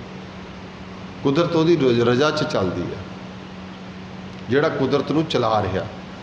ਹੁਣ ਬਾਬਾ ਜੀ ਕਹਿੰਦੇ ਬੰਦਾ ਇਹ ਇੰਨੀਆਂ ਤਾਕਤ ਭੈ ਵਿੱਚ ਹੁਕਮਾਂ ਵਿੱਚ ਚੱਲਦੀਆਂ ਨੇ ਸਾਰੀਆਂ ਇਹ। ਅੱਗੇ ਸਾਹਿਬ ਕਹਿੰਦੇ ਤਿਸ ਵਿੱਚ ਜੀ ਜੁਗਤ ਕੇ ਰੰਗ, ਇਹਦੇ ਵਿੱਚ ਕਿੰਨੇ ਜੀਵ ਨੇ, ਕਿੰਨੇ ਜੁਗਤੀਆਂ ਦੇ ਜੀਵ ਨੇ, ਕਿੰਨੇ ਰੰਗਾਂ ਦੇ ਜੀਵ ਨੇ, ਅਲੱਗ ਅਲੱਗ ਨੇ। ਕੋਈ ਉੱਡਣ ਵਾਲੇ ਜੀਵ, ਕੋਈ ਰਿੰਗਣ ਵਾਲੇ ਜੀਵ, ਕੋਈ ਢਿੱਡ ਘਸਾਉਣ ਵਾਲੇ ਜੀਵ, ਕੋਈ ਤੁਰਨ ਵਾਲੇ। ਅਸਥਾਵਰ, ਜੰਗਮ, ਕੀਟ, ਪਤੰਗਮ। ਅਸਥਾਵਰ ਹੁੰਦੇ ਨੇ 4 ਪੈਰਾਂ ਵਾਲੇ, ਅਸਥਾਵਰ। ਜੰਗਮ ਹੁੰਦੇ 2 ਪੈਰਾਂ ਵਾਲੇ। ਕੀਟ, ਕੀੜੇ ਰਿੰਗਣ ਵਾਲੇ। ਅਸਥਾਵਰ, ਜੰਗਮ, ਕੀਟ, ਪਤੰਗਮ, ਪਤੰਗੇ ਉੱਡਣ ਵਾਲੇ। ਘੱਟ ਘੱਟ ਰਾਮ ਸਮਾਨਾਂ ਨੇ। ਇਹ ਸਾਰੀ ਸ੍ਰਿਸ਼ਟੀ ਜਿਹੜੀ ਆ ਉਹ ਪਰਮੇਸ਼ਰ ਨੇ ਇਹਨਾਂ ਜੀਵਾਂ 'ਚ ਤਾਕਤ ਰੱਖੀ ਹੋਈ ਹੈ, ਜ਼ੋਰ ਰੱਖਿਆ, ਉਹਦੀ ਰਜ਼ਾ 'ਚ ਚਲਾ ਰਿਹਾ। ਸਾਹਿਬ ਕਹਿੰਦੇ ਤਿਸ ਵਿੱਚ ਜੀ ਜੁਗਤ ਕੇ ਰੰਗ, ਤਿਨਕੇ ਨਾਮ ਅਨੇਕ ਅਨੰਤ। ਅਨੰਤਾ ਨਾਮ ਨੇ, ਅਨੰਤਾ ਹੀ ਰੰਗ ਨੇ, ਅਨੰਤਾ ਹੀ ਜੀਵ ਨੇ, ਪਤਾ ਹੀ ਕੋਈ ਅੰਤ ਹੀ ਕੋਈ ਨਹੀਂ ਹੈਗਾ ਇਹਨਾਂ ਦਾ। ਅਤੇ ਸਭ ਸ੍ਰਿਸ਼ਟੀ ਦੇ ਬਣਾਉਣ ਵਾਲੇ ਕਰਤੇ ਨੇ, ਇਹਨਾਂ ਨੂੰ ਨਿਯਮ 'ਚ ਬਣਾਇਆ। ਦੇਖੋ ਐਵੇਂ ਸਮਝੋ ਇਹਨੂੰ, ਨਿਯਮ ਵਿੱਚ ਇਹ ਹੈ, ਰੂਲ ਵਿੱਚ ਇਹ ਹੈ ਵੀ ਜਿਹੜੀ ਚੀਜ਼ ਪਰਮੇਸ਼ਰ ਨੇ ਬਣਾਈ ਹੈ ਉਹਦਾ ਉਸ ਤਰੀਕੇ ਨਾਲ ਜੀਵਨ ਚੱਲ ਰਿਹਾ, ਉਹਨੂੰ ਬਦਲ ਨਹੀਂ ਰਿਹਾ। ਮੰਨ ਲਓ ਸ਼ੇਰ ਹੈ, ਉਹਨੂੰ ਰੂਲ ਬਣਾਤਾ ਵੀ ਤੈਂ ਮਾਸ ਖਾਣਾ। ਉਹ ਚੰਗੇ ਚੰਗੇ ਘਾਹ ਦੇ ਵਿੱਚ ਵੀ ਬੈਠਾ ਰਹੇ, ਖਾਂਦੇ ਹੀ ਨਹੀਂ। ਹੋ ਗਿਆ ਨਾ ਉਹਦੇ ਹੁਕਮ 'ਚ। ਗਾਂ ਗੀ ਵਧੀਆ ਘਾਹ ਹੋਵੇ, ਉਹਦੇ ਮੂਹਰੇ ਚੰਗਾ ਮਾਸ ਪਾ ਦਿਓ, ਖਾਂਦੀ। ਇਹ ਕੀ ਹੈ? ਇਹ ਉਹਦੇ ਇੱਕ ਛੋਟੇ ਤੋਂ ਛੋਟਾ ਜੀਵ ਵੀ ਉਹਦਾ ਆਪਣਾ ਇੱਕ ਨਿਯਮ ਹੈ, ਇੱਕ ਰੂਲ ਹੈ, ਉਹਦਾ ਹੁਕਮ 'ਚ ਚੱਲਦਾ ਹੈ। ਮੈਂ ਉਸ ਦਿਨ ਜ਼ਿਕਰ ਕਰ, ਮੱਖੀ ਹੈ, ਇੱਕ ਸ਼ਹਿਦ ਦੀ ਮੱਖੀ ਹੈ, ਇੱਕ ਦੂਜੀ ਮੱਖੀ ਹੈ। ਇਹ ਹੈ ਇਹ ਕਿੱਥੇ ਬਹਿਣੇ ਨੇ? ਜਿੱਥੇ ਗੰਦਗੀ ਹੋਏਗੀ ਉੱਥੇ ਬੈਠੇਗੀ। ਸ਼ਹਿਦੀ ਨੇ ਸ਼ਹਿਦ ਇਕੱਠਾ ਕਰਨਾ, ਉਹਨੂੰ ਨਿਯਮ ਹੈ ਵੀ ਤੈਂ ਇਹੀ ਕਰਨਾ, ਉਹ ਦੂਜੀ ਜਗ੍ਹਾ 'ਤੇ ਜਾਂਦੀ ਹੋਈ ਨਹੀਂ। ਹਰ ਜੀਵ ਦਾ ਆਪਣੇ ਆਪਣਾ ਤਰੀਕਾ ਹੈ, ਉਹਨੂੰ ਜਿਵੇਂ ਬਣਾਇਆ ਪਰਮੇਸ਼ਰ ਨੇ ਉਹ ਨਿਯਮ 'ਚ ਚੱਲਦਾ। ਪਰ ਇਹ ਇੱਕ ਮਨੁੱਖ ਜਿਹੜਾ ਸਾਰਿਆਂ ਤੋਂ ਉੱਪਰ ਹੈ ਨਾ, ਇਹਨੂੰ ਇਹ ਹੋ ਗਿਆ ਵੀ ਮੈਂ 84 ਲੱਖ ਦਾ ਸਰਦਾਰ ਹਾਂ, ਮੇਰੇ ਕੋਲ ਬਹੁਤ ਤਾਕਤ ਹੈ, ਮੈਂ ਸਭ ਨੂੰ ਵਸ ਕਰ ਲੈਂਦਾ। ਬਸ ਇਸ ਜ਼ੋਰ ਕਰਕੇ ਹੀ ਨਿਰੰਕਾਰ ਤੋਂ ਪਰੇ ਹੋ ਜਾਂਦਾ ਹੈ। ਅਨੁਕਤਾ ਕਹਿੰਦੇ, ਤਾਂ ਕਹਿੰਦੇ ਨੇ ਤਿਸ ਵਿੱਚ ਜੀ ਜੁਗਤ ਕੇ ਰੰਗ, ਤਿਨਕੇ ਨਾਮ ਅਨੇਕ ਅਨੰਤ। ਪਰ ਕਰਮੀ ਹੋਏ ਵਿਚਾਰੇ, ਸਾਰੇ ਜਿਹੜੇ ਕਰਮੀ ਵਿਚਾਰ ਵਿੱਚ, ਇੱਥੇ 2 ਚੀਜ਼ਾਂ ਨੇ, ਕਰਮੀ ਅਤੇ ਮਹਾਰਾਜ ਕਹਿੰਦੇ ਕਰਮੀ। ਇੱਕ ਤਾਂ ਕਰਮੀ ਹੁੰਦਾ ਨਾ ਕਰਮਾਂ ਦੇ ਨਾਲ, ਇੱਕ ਹੁੰਦਾ ਬਖਸ਼ਿਸ਼, ਦੋਨਾਂ ਫਰਕ ਆ। ਇਹਨਾਂ ਦੀ ਜੀਵਾਂ ਦੀ ਕਰਮਾਂ ਦੇ ਨਾਲ ਵਿਚਾਰ ਹੁੰਦੀ ਹੈ। ਸਾਰੇ ਜੋ ਕਰਮ ਕਰਦੇ ਨੇ ਇਹਨਾਂ ਦੇ ਵਿਚਾਰ ਵਿੱਚ ਚੱਲਦੇ ਨੇ, ਸਭ ਦੀ ਵਿਚਾਰ, ਜੋ ਕਰਮ ਕਰਨਗੇ ਉਹਨਾਂ ਦੇ ਵਿਚਾਰ ਚੱਲਦੇ। ਕਰਮੀ ਹੋਏ ਵਿਚਾਰ, ਪਰ ਸੱਚਾ ਆਪ ਸੱਚਾ ਦਰਬਾਰ। ਉਹ ਵਾਹਿਗੁਰੂ ਸੱਚਾ ਹੈ, ਉਹਦਾ ਦਰਬਾਰ ਵੀ ਸੱਚਾ ਹੈ। ਹੁਣ ਧਿਆਨ ਦਿਓ, ਇੱਥੇ ਆ ਕੇ ਬਾਬਾ ਹੁਣ ਨੁਕਤਾ ਸਮਝਾਏਗਾ। ਸੱਚਾ ਆਪ ਸੱਚਾ ਦਰਬਾਰ, ਹੁਣ ਉਹਦਾ ਦਰਬਾਰ ਸੱਚਾ ਜਿੱਥੇ ਕਰਮੀ ਹੋਈ ਵਿਚਾਰ ਇਹਨਾਂ ਦੀ ਸਾਰਿਆਂ ਦੀ ਹੁੰਦੀ ਹੈ। ਪਰ ਤਿੱਥੈ ਸੋਹਣ, ਉੱਥੇ ਸੋਹੰਦੇ ਨੇ। ਕੌਣ ਸੋਹੰਦੇ ਨੇ? ਤਿੱਥੇ ਸੋਹਣ ਪੰਚ ਪਰਵਾਨ। ਪੜ੍ਹਿਆ ਸੀ ਨਾ ਪਿੱਛੇ, ਪੰਜ ਪਰਵਾਨ, ਪੰਜ ਪ੍ਰਧਾਨ। ਕਿਹੜੇ ਪੰਜ ਸੀਗੇ? ਜਿਹੜੇ ਪ੍ਰਵਾਨ ਹੋ ਕੇ ਗਏ ਸੀਗੇ, ਜਿਨ੍ਹਾਂ ਨੇ ਸੁਣਿਆ, ਮੰਨਿਆ, ਮਨ ਕੀਤਾ ਭਾਓ, ਉਹ ਪੰਜ ਬਣ ਗਏ ਸੀ। ਉਹ ਪੰਜ ਫਿਰ ਪ੍ਰਵਾਨ ਹੋ ਗਏ ਸੀ। ਉਹਨਾਂ ਦੀ ਗੱਲ ਇੱਥੇ ਲਿਆ ਕੇ ਫਿਰ ਰਲਾਈਏ ਨਾਲ। ਜਿਹੜੇ ਉਸ ਰੂਲ ਵਿੱਚ ਚੱਲ ਕੇ ਆਏ, ਜਿਹੜੇ ਉਹਦੇ ਹੁਕਮ 'ਚ ਚੱਲ ਕੇ ਆਏ ਨਾ, ਉਹ ਪੰਜ ਇੱਥੇ ਆ ਕੇ ਉਹ ਪੰਜਾਂ ਦਾ ਤਾਂ ਪ੍ਰਵਾਨਗੀ ਆ, ਬਾਕੀਆਂ ਦਾ ਕੀ ਆ? ਕਰਮੀ ਹੋਏ ਵਿਚਾਰ।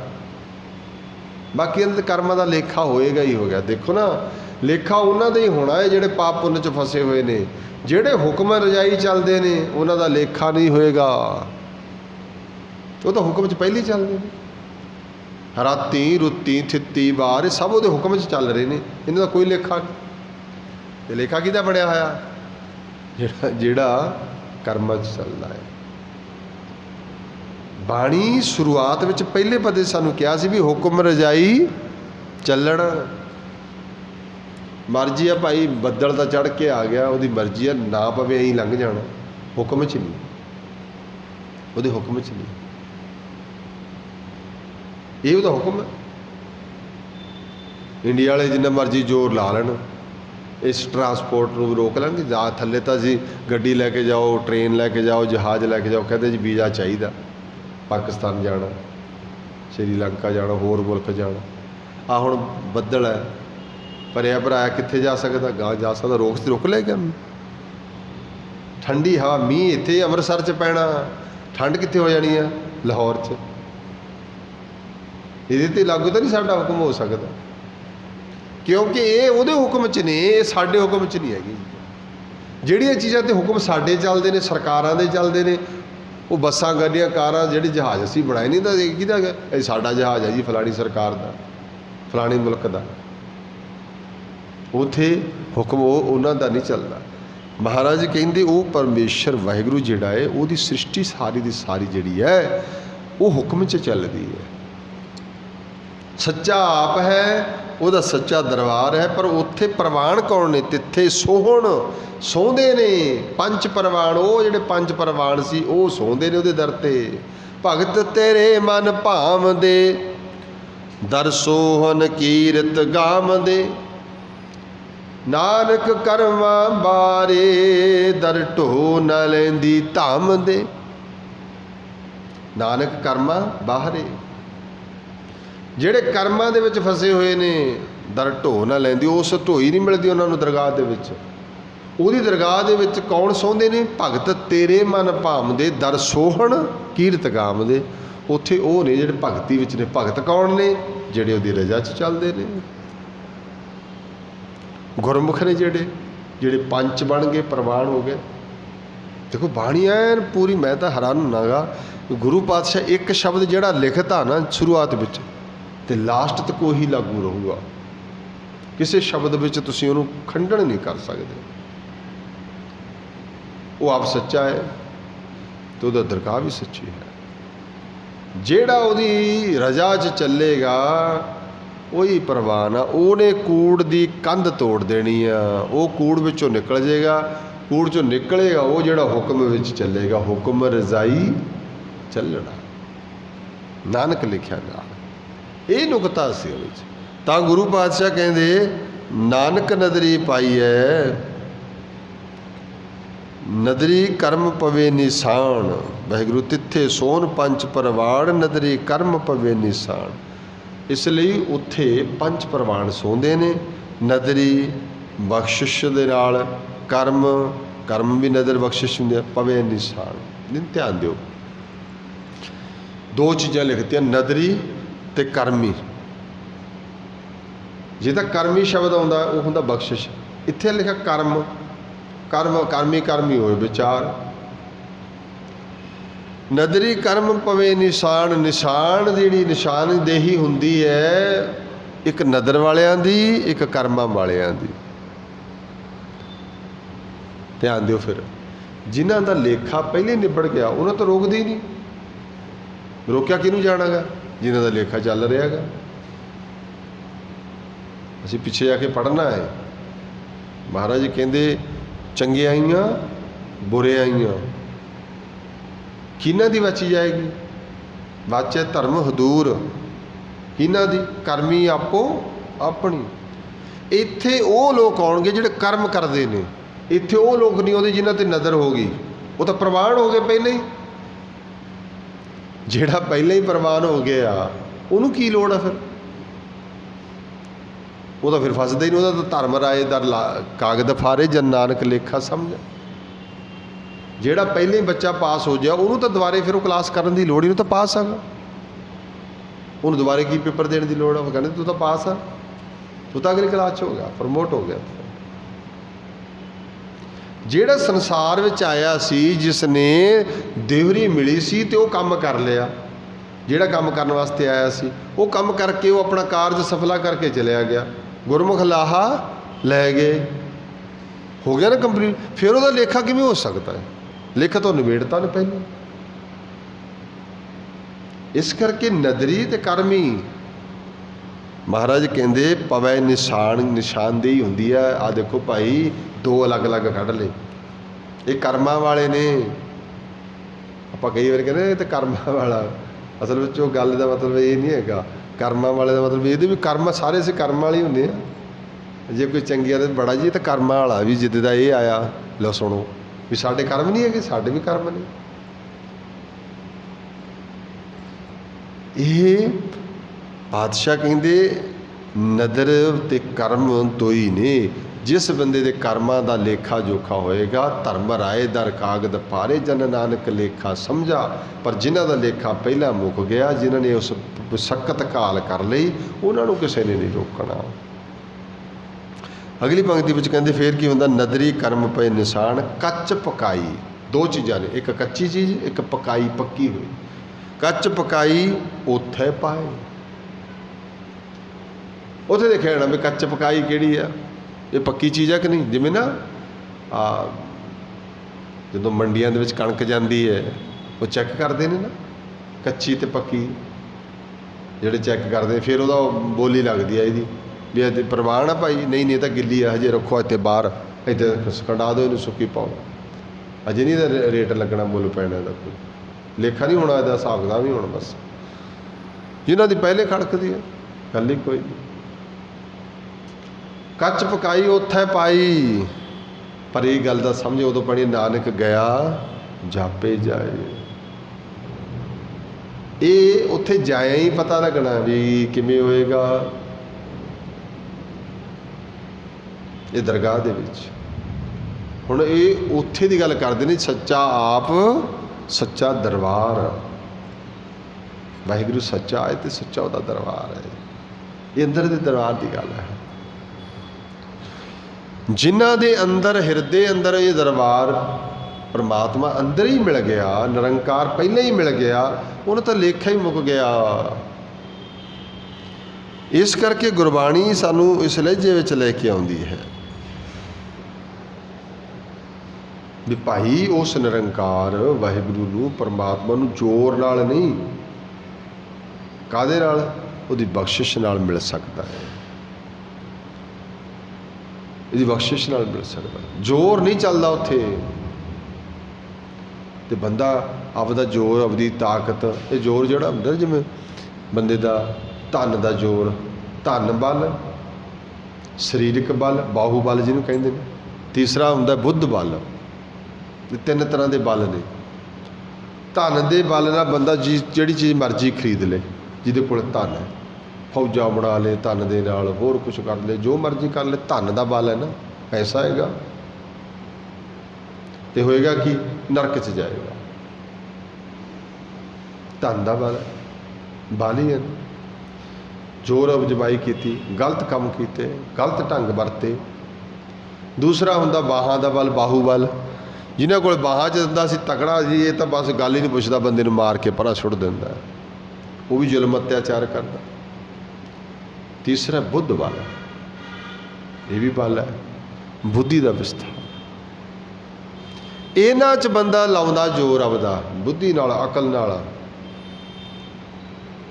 ਪਰ ਵਾਹਿਗੁਰੂ ਦਾ ਬਲ ਜਿਹੜਾ ਹੈ ਉਹ ਸਾਡੀ ਆਤਮਾ 'ਚ ਹੈ। ਜਿਵੇਂ ਮੈਂ ਕਈ 3-4 ਵਾਰ ਜ਼ਿਕਰ ਕਰ ਚੁੱਕਿਆ ਇਹਦਾ ਵੀ ਤੈਥੋਂ ਹੀ ਬਲ ਰਾਮ ਲੈ, ਤੈਥੋਂ ਹੀ ਬਲ ਕ੍ਰਿਸ਼ਨ ਲੈ। ਉਹਨਾਂ ਨੇ ਬਲ ਲਏ, ਪਰਮੇਸ਼ਰ ਤੋਂ ਬਲ ਲਏ, ਤਾਂ ਹੀ ਸੀ। ਤਾਂ ਹੀ ਨੁਕਤਾ ਸਮਝਣਾ ਪਏਗਾ। ਜੇ ਅਸੀਂ ਗੁਰਮਤਿ ਦੇ ਵਿੱਚ ਗੱਲ ਕਰਾਂਗੇ ਨਾ, ਫਿਰ ਤੁਸੀਂ ਇਸ ਗੱਲ ਨੂੰ ਨਹੀਂ ਕਹਿ ਸਕਦੇ ਰਾਮ ਨੂੰ ਭਗਵਾਨ ਨਹੀਂ ਕਿਹਾ ਸਕਦਾ, ਮਾਫੀ ਚਾਹਾਂਗਾ। ਕ੍ਰਿਸ਼ਨ ਨੂੰ ਭਗਵਾਨ ਨਹੀਂ ਕਿਹਾ ਜਾ ਸਕਦਾ, ਨਾਨਕ ਨੂੰ ਭਗਵਾਨ ਨਹੀਂ ਕਿਹਾ ਜਾ ਸਕਦਾ, ਮਾਫੀ ਚਾਹਾਂਗਾ। ਕਿਉਂ? ਕਿਉਂਕਿ ਜਿਹੜੀ ਗੱਲ ਗੁਰਬਾਣੀ ਕਹਿੰਦੀ ਹੈ ਤੁਸੀਂ ਉਹ ਤੇ ਬਾਣੀ ਤਾਂ ਕਹਿੰਦੇ ਉਹ ਜਨਮ ਮਰਨ ਚਾਹੁੰਦਾ ਹੀ ਨਹੀਂ, ਨਿਰੰਕਾਰ ਤਾਂ ਆਉਂਦਾ ਹੀ ਨਹੀਂ। ਫਿਰ ਕਿਵੇਂ ਕਹਿ ਦਾਂਗੇ? ਜੇ ਉਹਨਾਂ ਦੇ ਮਾਤਾ ਪਿਤਾ ਹੈਗੇ ਨੇ, ਤੁਸੀਂ ਮਾਤਾ ਪਿਤਾ ਕਹਿੰਦੇ ਉਹਨਾਂ ਦਾ ਬਾਪੂ ਆਹ ਹੈਗਾ, ਉਹਨਾਂ ਦੀ ਮਾਂ ਇਹ ਹੈ, ਤਾਂ ਫਿਰ ਪੈਦਾ ਹੋ ਗਏ। ਤੇ ਇਹ 10ਵੇਂ ਪਾਤਸ਼ਾਹ ਕਹਿੰਦੇ ਨਾ ਤਾਤੇ ਨਾ ਮਾਤੇ, ਕਹਿੰਦੇ ਨੇ ਨਾ ਵੀ ਨਾ ਉਹਦਾ ਪਿਓ ਆ ਤੇ ਨਾ ਉਹਦੀ ਮਾਂ, ਤਾਤੇ ਨਾ ਮਾਤੇ ਨਾ ਜਾਤੇ ਨਾ ਪਾਤੇ, ਉਹ ਤਾਂ ਕੋਈ ਹੈ ਹੀ ਨਹੀਂ। ਫਿਰ ਅਸੀਂ ਕਿਵੇਂ ਕਹਿ ਦਾਂਗੇ ਵੀ ਇਸ ਪਰਮਾਤਮਾ ਸੀ, ਇਹ ਭਗਵਾਨ ਆ ਜੀ, ਇਹਦੀ ਮਾਂ ਵੀ ਇਹਦੇ ਪਿਓ, ਫਿਰ ਤਾਂ ਉਹਨੂੰ ਜਨਮ ਦੇਣ ਵਾਲੇ ਬੈਠੇ ਨੇ, ਉਹ ਤਾਂ ਵੱਡੇ ਨੇ। ਫਿਰ ਭਗਵਾਨ ਵੱਡਾ ਨਹੀਂ, ਉਹਨੂੰ ਜਨਮ ਦੇਣ ਵਾਲੇ ਵੱਡੇ ਹੋ ਗਏ, ਪੈਦਾ ਕਰਨ ਵਾਲੇ ਵੱਡੇ ਹੋ ਗਏ। ਇੱਕ ਪੈਦਾ ਹੋ ਗਿਆ, ਦੂਜਾ ਵੀ ਪੈਦਾ ਹੋ ਸਕਦਾ ਭਗਵਾਨ। ਜਦੋਂ ਗੁਰਮਤਿ ਪੁੱਛਦੇ ਆ, ਗੁਰਮਤਿ ਕਹਿੰਦੀ ਉਹ ਜੂਨੀ ਹੈ, ਉਹ ਨਹੀਂ ਪੈਦਾ ਹੁੰਦਾ, ਉਹ ਅਬਿਨਾਸੀ ਪੁਰਖ ਹੈ, ਨਾ ਆਵੇ ਨਾ ਜਾਏ। ਇਸ ਲਈ ਬਾਣੀ ਨੇ ਇਸ ਪੌੜੀ ਵਿੱਚ ਸਾਨੂੰ ਇਹ ਸਮਝਾਉਣਾ ਕੀਤਾ, ਭਾਈ ਉਹ ਬੜਾ ਪਰਮੇਸ਼ਰ ਹੈ, ਵਾਹਿਗੁਰੂ ਹੈ, ਉਹ ਜ਼ੋਰ ਦੇ ਨਾਲ ਨਹੀਂ। ਕਾਹਦੇ ਨਾਲ ਹੈ? ਨਜ਼ਰ ਦੇ ਨਾਲ ਹੈ, ਬਖਸ਼ਿਸ਼ ਦੇ ਨਾਲ। ਤਾਂ ਅਗਲਾ ਪੜਾਅ ਮੈਂ ਸ਼ੁਰੂ ਕਰਾਂਗੇ ਧਰਮ ਖੰਡ ਦਾ। ਹੁਣ 5 ਖੰਡਾਂ ਦਾ ਜ਼ਿਕਰ ਕੀਤਾ ਇਹਦੇ 'ਚ, 3 ਪੌੜੀਆਂ 'ਚ 5 ਖੰਡਾਂ ਦਾ ਵਰਣਨ ਹੈ। ਤੇ ਗੁਰੂ ਪਾਤਸ਼ਾਹ ਕਿਰਪਾ ਕਰਨ, ਕਹਿੰਦੇ ਧਰਮ ਖੰਡ ਕਾ ਇਹੋ ਧਰਮ। ਜਿਹੜੀ ਗੱਲ ਆਪਾਂ ਉੱਪਰ ਕਰਿਆ ਹੈ ਨਾ, ਇਹ ਧਰਮ ਹੈ। ਉਹਦੇ ਹੁਕਮ 'ਚ ਰਹਿਣਾ, ਉਹਦੀ ਰਜ਼ਾ 'ਚ ਰਹਿਣਾ, ਉਹਦੇ ਅਨੁਸਾਰ ਚੱਲਣਾ। ਉਹ ਕੀ ਹੁੰਦਾ? ਹੁਕਮ ਕਹਿ ਲਓ, ਧਰਮ ਕਹਿ ਲਓ, ਕਾਨੂੰਨ ਕਹਿ ਲਓ, ਰੂਲ ਕਹਿ ਲਓ, ਰਜ਼ਾ ਕਹਿ ਲਓ, ਇੱਕੋ ਗੱਲ ਹੈ। ਇਹ ਧਰਮ ਹੈ। ਦੇਖੋ ਨਾ, ਜਿਵੇਂ ਅਸੀਂ ਸ਼ਬਦ ਵਰਤਿਆ ਸੀ, ਮੇਰਾ ਧਰਮ ਦਾ ਭਰਾ, ਸਾਡੇ ਸ਼ਬਦ ਲਾਇਆ ਸੀ ਧਰਮ ਦਾ ਭਰਾ। ਫਿਰ ਕਹਿਣ ਲੱਗੇ ਜੀ ਇਹ ਧਰਮ ਪਤਨੀ, ਧਰਮ ਪਤਨੀ ਕਹਿੰਦੇ ਸੀ, ਧਰਮ ਦੇ ਰਾਹ ਇਹਨੂੰ ਮੈਂ ਪਤਨੀ ਬਣਾਇਆ, ਧਰਮ ਪਤਨੀ। ਧਰਮ ਦਾ ਅਰਥ ਕੀ ਬਣ ਗਿਆ? ਹੁਣ ਇਹਨੂੰ ਇੰਗਲਿਸ਼ ਵਿੱਚ ਕਹੋਗੇ ਇਨ ਲਾ, ਬ੍ਰਦਰ ਇਨ ਲਾ, ਮਦਰ ਇਨ ਲਾ। ਉਹ ਇਨ ਲਾ ਦੇ ਅਨੁਸਾਰ ਬਣੇ ਰਿਸ਼ਤੇ ਮਿਲੇ ਨੇ। ਲਾ ਕੀ ਹੈ? ਕਾਨੂੰਨ। ਧਰਮ ਕੀ ਹੈ? ਕਾਨੂੰਨ। ਧਰਮ ਪਤਨੀ, ਧਰਮ ਦੇ ਦੁਆਰਾ ਇਹ ਪਤਨੀ ਮੇਰੀ ਬਣੀ ਹੈ, ਧਰਮ ਦੇ ਰਾਹੀਂ। ਇਹਨੂੰ ਸਿੱਧਾ ਮੇਰਾ ਬਲੱਡ ਰਿਲੇਸ਼ਨ ਨਹੀਂ ਹੈਗਾ ਵੀ ਭਰਾ ਮੇਰਾ, ਜਿਹੜਾ ਆਪਾਂ ਕਹਿੰਦੇ ਸਗਾ ਭਰਾ ਜੀ, ਇਹ ਲਾ ਦਾ ਨਹੀਂ ਹੈਗਾ। ਲਾ ਦੁਆਰਾ ਨਹੀਂ ਮਿਲਿਆ ਮੈਨੂੰ, ਕਾਨੂੰਨ ਦੁਆਰਾ ਨਹੀਂ। ਧਰਮ ਦੀ ਭੈਣ ਨਹੀਂ ਹੈਗੀ ਮੇਰੀ, ਇਹ ਸਗੀ ਭੈਣ ਆ। ਧਰਮ ਦੀ ਉਹ ਜਿਹਨੂੰ ਮੈਂ ਧਰਮ ਦੇ ਰਾਹੀਂ ਮੰਨਦਾ। ਧਰਮ ਕੀ ਹੈ? ਕਾਨੂੰਨ, ਜਿਹਦੇ 'ਤੇ ਲਾਗੂ ਹੁੰਦਾ ਹੈ।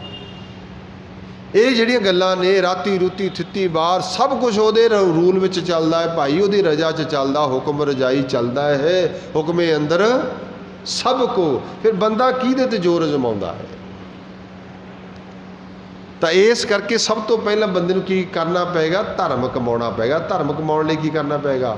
ਧਿਆਨ ਦਿਓ। ਫਿਰ ਪਹਿਲੀ ਪੌੜੀ ਤੋਂ ਦੂਜੀ ਪੌੜੀ ਦੇ ਵਿੱਚ ਜਦੋਂ ਆਪਾਂ ਕਿਹਾ ਸੀ ਵੀ ਹੁਕਮੇ ਅੰਦਰ ਸਭ ਕੋ, ਬਾਹਰ ਹੁਕਮ ਨਾ ਕੋਈ, ਹੁਕਮ 'ਚ ਰਹੇਗਾ ਉਹ। ਇਸੇ ਨੇ ਤਾਂ ਕਹਿੰਦੇ ਭਾਣੇ 'ਚ ਰਹਿੰਦਾ ਉਹ। ਫਿਰ ਪਹਿਲਾ ਖੰਡ ਤਾਂ ਕਮਾਇਆ ਜਾਏ, ਖੰਡ ਪਾਠ ਭਾਗ। ਧਰਮ ਖੰਡ ਕਾ ਇਹੋ ਧਰਮ।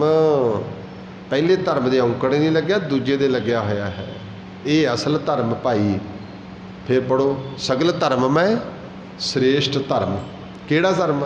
ਹਰ ਕੋ ਨਾਮ ਜਪ ਨਿਰਮਲ ਕਰ। ਇਹ ਨਾਮ ਦਾ ਨਿਰਮਲ, ਹਰ ਕਾ ਨਾਮ ਜਪਣਾ, ਨਿਰਮਲ ਕਰਮ, ਇਹ ਹੈ ਅਸਲ ਵਿੱਚ। ਇਹ ਨਾਮ ਜਪਣਾ ਕੀ ਵਾਹਿਗੁਰੂ ਵਾਹਿਗੁਰੂ ਨਹੀਂ ਹੈਗਾ। ਉਹਦੀ ਰਜ਼ਾ 'ਚ ਚੱਲਣਾ, ਉਹਦੇ ਹੁਕਮ 'ਚ ਰਹਿਣਾ, ਹੁਕਮ ਰਜਾਈ ਚੱਲਣਾ, ਇਹ ਹੈ ਧਰਮ ਅਸਲ ਵਿੱਚ। ਹੁਕਮ ਤੋਂ ਬਾਹਰ ਨਹੀਂ ਚੱਲਣਾ, ਉਹਦੇ ਹੁਕਮ 'ਚ ਚੱਲਣਾ ਹੈ। ਜਿਵੇਂ ਉਹਨੇ ਮੈਨੂੰ ਕਿਹਾ ਮੈਂ ਜੀਵ ਨੂੰ ਚਲਾਉਣ ਲਈ, ਮਨੁੱਖ ਨੂੰ, ਉਵੇਂ ਚੱਲਣਾ। ਅਤੇ ਜੇ ਉਹਦਾ ਹੁਕਮ 'ਚ ਚੱਲਦਾ ਫਿਰ ਠੀਕ ਹੈ। ਆਪਦੀ ਮਰਜ਼ੀ ਕਰਦਾ ਹੈ ਫਿਰ ਬਾਬਾ ਜੀ ਕਹਿੰਦੇ ਹੁਕਮ ਤੋਂ ਪਰੇ ਹੈ। ਇਹ ਸੀਗਾ ਧਰਮ ਖੰਡ ਕਾ ਇਹੋ ਧਰਮ, ਜਿਹੜਾ ਉੱਪਰ ਦੱਸਿਆ ਹੈ। ਦੇਖੋ ਕਿੰਨੀ ਤਕਨੀਕ ਇਹ ਵਰਤੀ ਹੈ ਵੀ ਪਹਿਲਾਂ ਦੱਸਤਾ, ਫਿਰ ਉਹਦੇ ਬਾਰੇ ਕਿਹਾ ਇੱਥੇ। ਹੁਣ ਅੱਗੇ ਕਹਿੰਦੇ ਗਿਆਨ ਖੰਡ ਕਾ ਆਖੋ ਕਰਮ। ਹੁਣ ਮੈਂ ਗਿਆਨ ਖੰਡ ਦੀ ਕਹਿੰਦੇ ਗੱਲ ਕਰਨਾ। ਜਿੰਨਾ ਚਿਰ ਬੰਦਾ ਧਰਮ ਨਹੀਂ ਕਮਾਏਗਾ, ਉਹ ਹੁਕਮ ਵਿੱਚ ਨਹੀਂ ਰਹੇਗਾ, ਉਹਨੂੰ ਗਿਆਨ ਨਹੀਂ ਆ ਸਕਦਾ। ਕਿਹੜਾ ਗਿਆਨ ਚਾਹੀਦਾ ਭਾਈ? ਕਿਤਾਬਾਂ ਵਾਲਾ ਗਿਆਨ ਨਹੀਂ। ਕਿਹੜਾ ਗਿਆਨ? ਉਹ ਗਿਆਨ ਜਿਹੜਾ ਪਰਮੇਸ਼ਰ ਨਾਲ ਜੋੜਦਾ ਹੈ। ਦੇਖੋ, ਹੁਕਮ ਤੋਂ ਬਾਅਦ ਗਿਆਨ ਸ਼ੁਰੂ ਹੋਣ ਲੱਗਿਆ, ਧਰਮ ਤੋਂ ਬਾਅਦ ਗਿਆਨ ਸ਼ੁਰੂ ਹੁੰਦਾ ਹੈ। ਇਹ 5 ਖੰਡ ਤਾਂ ਬਾ ਕਮਾਲ ਦੀ ਬਾਣੀ। ਬੰਦਾ ਐਵੇਂ ਨਹੀਂ ਸੱਚਖੰਡ ਲੈ ਕੇ ਜਾਣਾ ਸਾਨੂੰ, ਸਭ ਤੋਂ ਵੱਡੀ ਸਟੇਜ ਹੈ। ਹੁਕਮ ਵਿੱਚ ਰਹਿਣਾ ਆ ਗਿਆ, ਧਰਮ ਵਿੱਚ ਰਹਿਣਾ ਆ ਗਿਆ। ਧਰਮ ਕਮਾ ਲਿਆ, ਗਿਆਨ ਖੰਡ ਕਾ ਆਖੋ ਕਰਮ। ਬਾਬਾ ਜੀ ਕਹਿੰਦੇ ਮੈਂ ਹੁਣ ਉਹਦੇ ਗਿਆਨ ਖੰਡ ਆਖੋ ਕਰਮ, ਮੈਂ ਉਹਦੀ ਵਿਚਾਰ ਕਰ ਰਿਹਾ ਵਿਚਾਰ। केते पवन पानी वै संतर, केते कान महेश। पता नहीं किन्ने कने। केते पवन पानी वै संतर, केते कान कान महेश शिवजी, कान कान कृष्ण, पता नहीं किन्ने। केते बरमे घाड़त घड़ीए, पता नहीं किन्नी उन्हें घाड़ता घड़ियाँ ने जेड़े इस जीव संसार में, मैं कल भी कह रहे संसार में जेड़े चला रहे हैं। एक बर्मा नहीं हैगा, ਉਹਦੇ ਰੂਪ ਵਿੱਚ ਘਾੜਤ ਘੜਦੇ ਨੇ, ਹੋਰ ਸੰਸਾਰ ਨੂੰ ਚਲਾ ਰਹੇ ਨੇ, ਪੈਦਾਇਸ਼ ਕਰ ਰਹੇ ਨੇ, ਪਾਲਣਾ ਕਰ ਰਹੇ ਨੇ। ਪਤਾ ਨਹੀਂ ਕਿੰਨੇ ਬਰਮੇ ਅੰਦਰ ਨੇ। ਕਿਤੇ ਬਰਮੇ ਘਾੜਤ ਘੜੀਏ, ਰੂਪ ਰੰਗ ਕੇ ਦੇਸ। ਪਤਾ ਨਹੀਂ ਉਹਨੇ ਕਿੰਨੇ ਕੁ ਰੂਪ ਰੰਗਾਂ ਦੇ ਵਿੱਚ, ਬੇਸ ਦੇ ਵਿੱਚ ਨਵੇਂ ਨਵੇਂ ਸਭ ਬਣਾ ਦਿੱਤੇ ਨੇ, ਜਿਹੜੇ ਸ੍ਰਿਸ਼ਟੀ ਨੂੰ ਚਲਾ ਰਹੇ ਨੇ। ਇੱਕ ਨਹੀਂ ਹੈਗਾ। ਹੁਣ ਗਿਆਨ ਆਹ ਚੀਜ਼ ਦਾ ਹੋਣਾ ਹੈ, ਇਹਦੇ 'ਚ ਬਹੁਤ ਵੱਡਾ ਗਿਆਨ ਹੈ।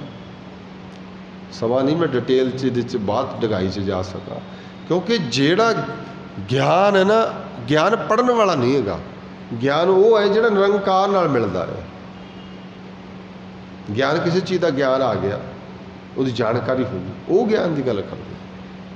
ਸਾਹਿਬ ਕਹਿੰਦੇ केते बरमे घाड़त घड़ीए, रूप रंग के वेश। केते अकर्म भूमि मेर, केते केते तू उपदेश। केतियाँ कर्म भूमि मेर, केते केते कर्म भूमि। बंदा कहता मेरी कर्म भूमि है जी, इत्थे मैं कर्म करता है। अगे मेर, मेर हुंदा पर्बत। केते तू उपदेश, पता नहीं किन्ना करू उपदेश दे रहा जा रहा, किहड़ी कर्म भूमि ते जीव जीवदा है, किन्नियां कने कोई मालूम नहीं। ये सब सृष्टि का ज्ञान दे रहे हैं गुरु नानक साहब। अगे कहते केते इंद चंद सूर, केते केते मंडल देश। केते सिद्ध बुद्धनाथ, केते केते देवी वेश। किन्ने क इंद इंद्र, चंद चंद्र, सूर सूरज, मंडल किन्ने क मंडल ने, किन्ने क देश ने। अगे कहते केते सिद्ध बुद्ध नाथ, किते सिद्ध बुद्ध नाथ कितने ने, पता नहीं किन्ने किन्ने क देवी वेश। जिन्हों ने देवियाँ देव रूप, देव जिन्हों उस देवते कहते हैं, इतों देवते बने ने। पवन देव हो गया, अगन देव हो गया, ये देवता बने ने। साहिब कहते केते देवी वेश, केते देव दान मुन, केते केते रतन समुंद। केतियाँ खाणी केतियाँ बाणी, केते पात नरिंद। केते देव दानव, देव किन्ने कने, दानव किन्ने कने। मुन मुनि लोग किन्ने किन्ने। केते केते रतन समुंद, किन्ने क समुंदरां च रतन ने। इस सृष्टि के समुंदर में किन्ने क रतन उन्हें पैदा किए ने, पता नहीं कहते किन्ने किन्ने, केते ही ने, किन्ने ही ने। अगले पंक्तियां च कह के समाप्ति करा। केतियाँ खाणी केतियाँ बाणी, केते पात नरिंद। ऐसे खाड़ियाँ चार बनिया ने, खाड़ियाँ चार ने। विचार तरीके ਨਾਲ सृष्टि पैदा होंगी है, अंडज जेरज उत्पज सेतज। पर इस तो इलावा भी बाबा जी कहते हो तरीके ने, पर हो कित्थे ने, किहड़े ब्रह्मंड ते ने, अनंत ही ने। केतियाँ खाणी केतियाँ बाणी, किन्नियां क बाणियां ने। देखो किन्नियां बाणियां बोल बोल, किन्ने पंछी ने, सब दी आवाज़ां अलग अलग, किसी दे नाल मिलदी नहीं। किन्नियां क बाणियां ने, किन्ने क आवाज़ां ने, किन्नियां क धुनां ने, कोई अंत ही कोई नहीं। ये इस चीज़ का ब्रह्मंड का ज्ञान है। केते पात नरिंद, महाराज कहते किन्ने क इत्थे राजे ने, किन्ने क इत्थे महाराज कहते इस पातशाह ने, कोई अंत नहीं हैगा। केतियाँ सुरती सेवक केते, नानक अंत ना अंत। बाबा जी कहते अंत ही कोई नहीं, नानक कहते अंत ही कोई नहीं। केतियाँ सुरती सेवक केते, अपनी सुरती दे नाल उहदे नाल जुड़ के उहदे दर दे सेवक ने, वो भी पता नहीं किन्ने किन्ने। ये सारे ब्रह्मंड का एक नक्शा बनाते हैं, जिहदे विच ये कहते हैं सब उहदी रज़ा च चलते हैं, उहदे हुक्म च चलते हैं। ये है असल विच ज्ञान। भी तू बंदिया एवं जोर दियां गल्लां करदा है, तू अपनी बल दियां गल्लां करदा, अपनी बुद्धि दियां गल्लां करदा, ये सारा कुछ उहदे हुक्म दे विच चलदा है, हुक्म रजाई चलदा है। फिर तू किवें उहदे हुक्म तो परे है। जिहड़ा उहदे हुक्म च आ जाएगा वो नदर का पात्र, बख्शिश का पात्र बन जाएगा। बाकी 3 पौड़ियां रह गई, कल विचारण का यतन करांगे। सतगुर रहमत कर सबना का धन्यवाद। कोटान कोट शुक्र। श्री गुरु ग्रंथ साहिब का भुला न चितारनी की फतेह बुलाउणी। वाहिगुरू जी का खालसा वाहिगुरू जी की फतेह।